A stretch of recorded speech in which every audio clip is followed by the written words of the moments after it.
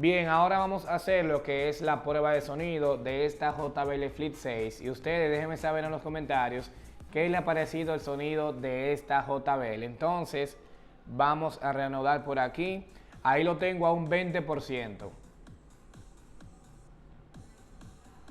Lo voy a subir a un 50%.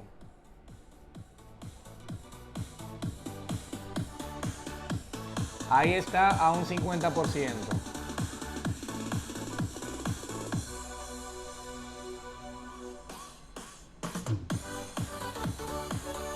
Ahora lo voy a subir a un 70%.